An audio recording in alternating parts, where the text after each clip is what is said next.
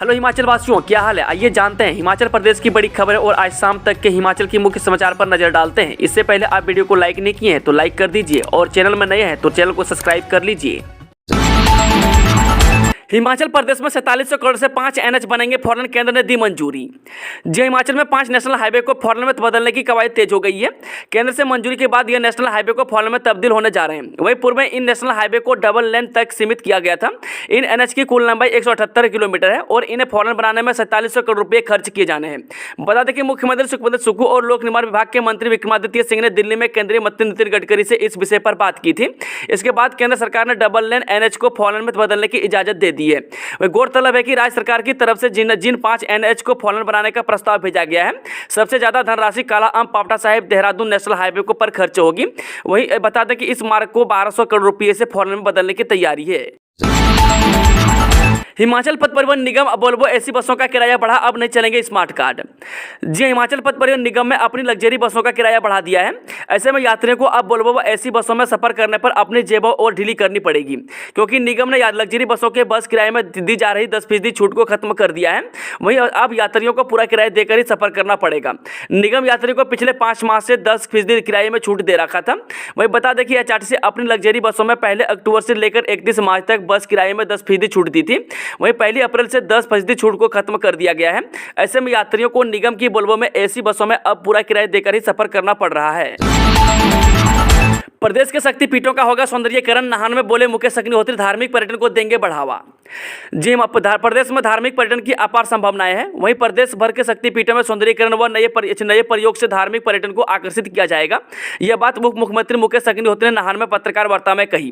उन्होंने कहा कि भाजपा ने केवल मंदिरों के नाम पर राजनीति की है, वहीं कांग्रेस भाजपियों में धर्म का रास्ता दिखाएगी। उन्होंने कहा कि प्रदेश में कांग्रेस की अस्थायी सरकार काबिज हो चुकी है, मगर भाजपा के विधायक अभी भी सरकार के गिरने के सपने देख रहे हैं।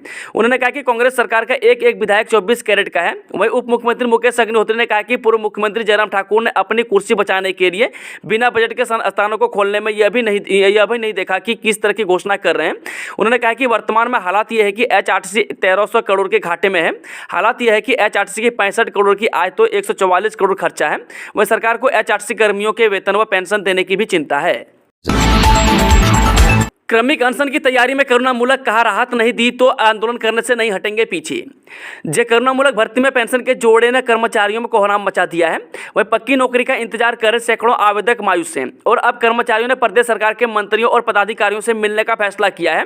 यही नहीं, अगर करुणामूलकों की बात नहीं सुनी गई तो करुणामूलक संघ पूर्व की तरह एक बार फिर क्रमिक अनशन पर लौट सकता है। वही गौरतलब है कि करुणामूलक संघ ने प्रदेश सरकार से मौजूदा बजट में उनके लिए प्रावधान का आह्वान किया था। इसके लिए बजट सुझाव के दौरान लगातार पत्र भी राज्य सरकार को भेजे गए। इन पत्रों के माध्यम से करुणामूलक संघ ने अप्रैल महीने से उनकी भर्ती तमाम विभागों में करने की पैरवी की थी, लेकिन राज्य सरकार ने करुणामूलक आश्रितों को मिल रही पेंशन की बात कहकर आवेदकों को संशय में डाल दिया है। प्रदेश में कल से बारिश ओलावृष्टि का अलर्ट, रोहडू में गिरे ओले, कुल्लू में आंधी से पेड़ गिरने से नुकसान। जय हिमाचल प्रदेश में रविवार से मौसम बदलने वाला है। मौसम विज्ञान केंद्र शिमला के निदेशक सुरेंद्र पोल ने बताया कि प्रदेश में पश्चिमी विक्षोभ सक्रिय हो गया है। ऐसे में प्रदेश में 19 अप्रैल तक बारिश ओलावृष्टि के साथ आंधी चलने की संभावना है। वहीं मौसम विभाग ने 17 अप्रैल से लेकर 19 अप्रैल तक प्रदेश में बारिश ओलावृष्टि के साथ आंधी को लेकर येलो अलर्ट जारी किया है। वहीं शनिवार को शिमला जिला के रोहडू क्षेत्र में ओलावृष्टि हुई है। वहीं कुल्लू जिला के कई क्षेत्रों में आंधी चलने से नुकसान हुआ है। पेड़ गिरने से कई जगह पर विद्युत आपूर्ति भी बाधित हुई है।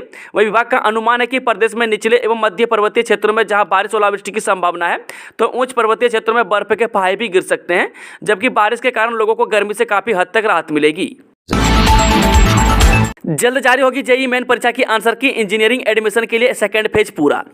जे इंजीनियरिंग एडमिशन के लिए देश की सबसे बड़ी प्रवेश परीक्षा जेईई मेन का सेकंड फेज पूरा हो गया है।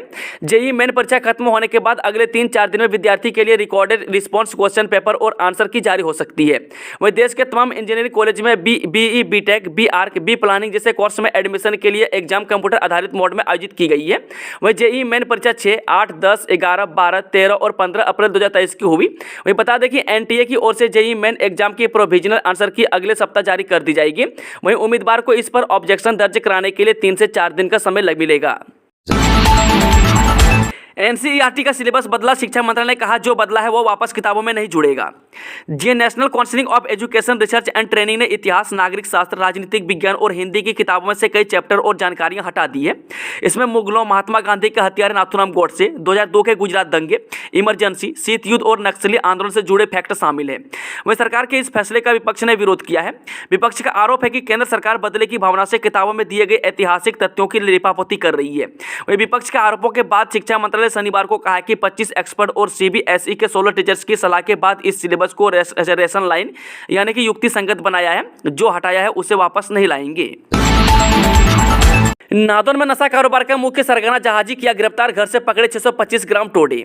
जे पुलिस थाना नादौन के तहत आने वाले बुढ़ाना क्षेत्र से संबंध रखने वाले नशे के कारोबार के मुख्य सरगना क्षेत्र को अफीम तथा नकदी के साथ गिरफ्तार किया गया है।